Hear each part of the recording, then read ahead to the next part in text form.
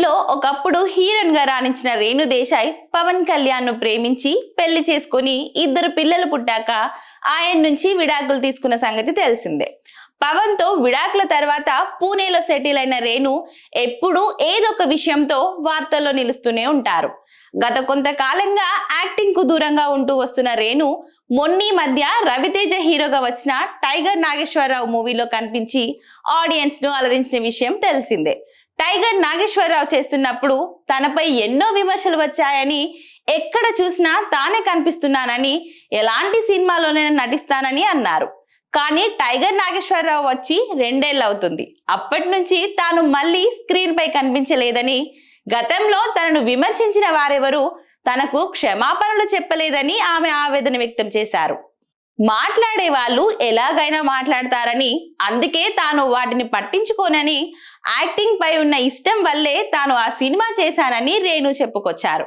కానీ యాక్టింగే తన టార్గెట్ కాదని, ఒకవేళ యాక్టింగే తన టార్గెట్ అయితే తను హీరోయిన్ అయినప్పటి నుంచి ఇప్పటి వరకు సినిమాలు చేస్తూనే ఉండేదాన్నని, దాంతో తనకెంతో మంచి పేరు వచ్చుండేదని ఆమె పేర్కొన్నారు.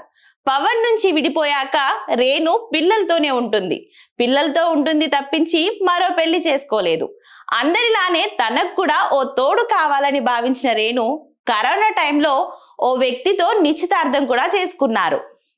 కానీ పవన్ ఫ్యాన్స్ దాటికి తట్టుకోలేక ఆమె తన ఎంగేజ్మెంట్ ను కూడా క్యాన్సిల్ చేసుకున్నానని ఎన్నోసార్లు చెప్పుకొచ్చారు.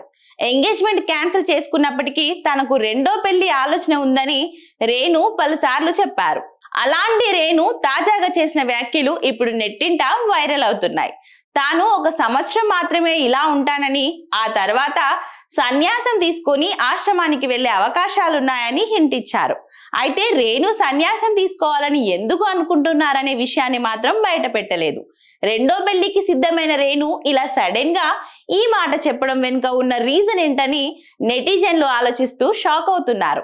ఇక కెరియర్ విషయానికి వస్తే తనకు ఇప్పుడు మంచి అవకాశాలు వస్తున్నాయని, మహిళా ప్రాధాన్యం ఉన్న సినిమాల్లో ఛాన్సులు వస్తున్నాయని, తాజాగా ఓ సినిమాకు సైన్ చేశానని ఆమె అన్నారు.